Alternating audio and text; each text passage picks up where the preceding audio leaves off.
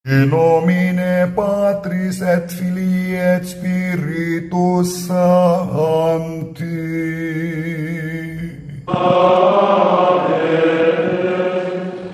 Dominus vobiscum.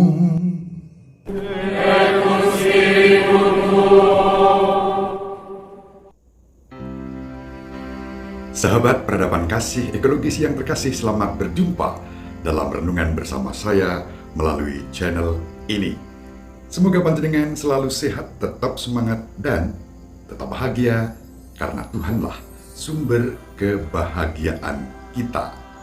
Hari ini kita akan membaca dan merenungkan Injil Lukas bab 13 ayat 22 sampai 30.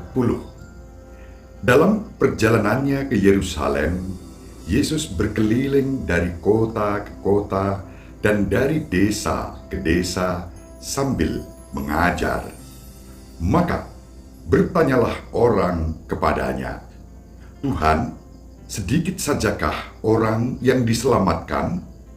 Jawab Yesus kepada orang-orang di situ, "Berusahalah masuk melalui pintu yang sempit itu, sebab Aku berkata kepadamu, banyak orang akan berusaha untuk masuk, tetapi tidak akan dapat. Jika tuan rumah telah bangkit dan menutup pintu, kalian akan berdiri di luar dan mengetok-ngetok pintu sambil berkata, 'Tuan, bukakan pintu bagi kami.' Tetapi Dia akan berkata, 'Aku tidak tahu dari mana kalian datang.' Maka kalian akan berkata, 'Kami telah makan dan minum di hadapanmu, dan engkau telah mengajar di jalan-jalan kota kami.' Tetapi ia akan berkata, 'Aku tidak tahu dari mana kalian datang. Enyahlah dari hadapanku, hai kalian semua yang melakukan kejahatan.' Di sanalah akan terdapat ratap dan kertak gigi. Apabila kalian melihat Abraham dan Ishak dan Yakub dan semua nabi ada di dalam kerajaan Allah, tetapi kalian sendiri dicampakkan keluar. Dan orang akan datang dari timur dan barat, dari utara dan selatan, dan mereka akan duduk makan di dalam kerajaan Allah. Ingatlah, ada orang terakhir yang akan menjadi terdahulu, dan ada yang terdahulu yang akan menjadi yang terakhir." Demikianlah sabda Tuhan. Terpujilah Kristus. Sahabat peradaban kasih ekologis yang terkasih, ada beberapa hal yang bisa kita renungkan berdasarkan Injil pada hari ini. Saya menawarkan 3 hal untuk kita renungkan. Yang pertama, kita memperhatikan Injil hari ini mewartakan Yesus dalam perjalanannya menuju Yerusalem. Kalau Injil mengatakan bahwa Yesus dalam perjalanan menuju Yerusalem, ada makna khusus dalam ayat itu. Mau dikatakan bahwa Yesus siap masuk dalam tujuan kehidupannya, yakni Yerusalem sebagai kota yang akan menyalibkan Yesus. Dan penyaliban itu menjadi jalan untuk penebusan, sebab melalui peristiwa salib, wafat, dan kebangkitan Kristus, keselamatan dan penebusan dihadirkan untuk kita. Yang kedua, meskipun Yesus dalam perjalanan menuju kematian, namun fokus karya tidak terganggu. Bahkan dalam perjalanan menuju Yerusalem, dikatakan dalam Injil, Yesus tetap melewati kota demi kota, dari kota ke kota, dari desa ke desa, bukan untuk piknik, tetapi untuk mengajar, untuk mewartakan kerajaan Allah. Nah, disinilah kita bisa belajar.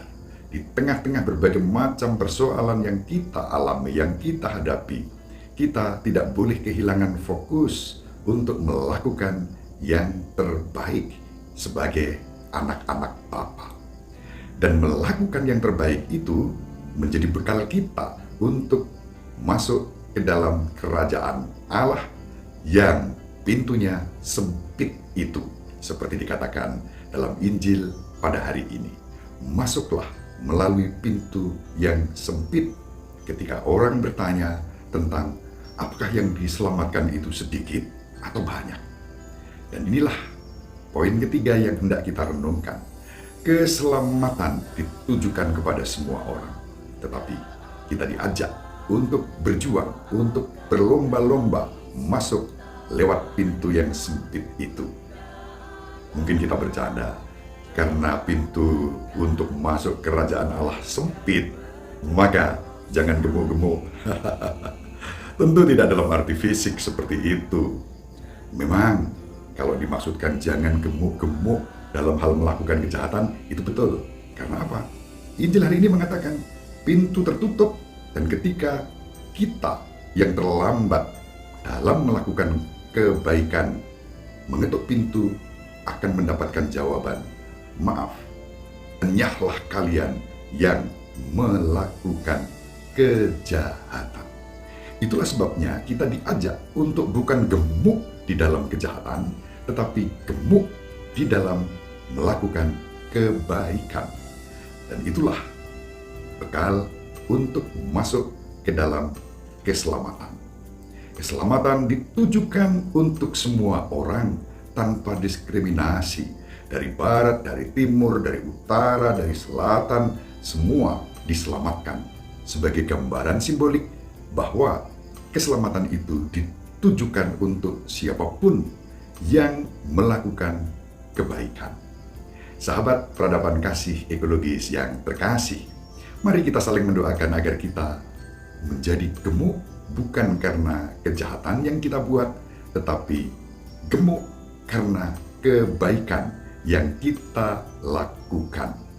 Sedikit demi sedikit, dari hari ke hari, sesederhana apapun kebaikan itu membuat kita dipersiapkan untuk masuk ke dalam kerajaan Allah yang menjadi rumah tujuan keabadian kita dalam keselamatan dan kebahagiaan.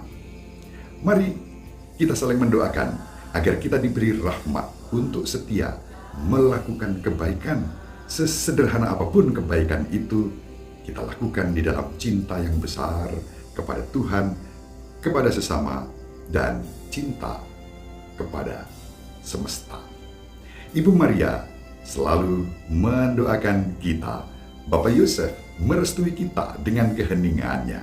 Semoga panjenengan semua, sahabat peradaban kasih ekologis yang terkasih dimanapun berada, dibimbing, dilindungi, dan diberkati oleh Allah yang Maha Kuasa, Bapa dan Putera dan Roh Kudus. Amin. Terima kasih, salam sehat, tetap semangat, jangan lupa bahagia. Sahabat peradaban kasih yang terkasih, sampai jumpa pada episode berikutnya. Terima kasih atas kebersamaan kita. Salam peradaban kasih ekologis, berkah dalam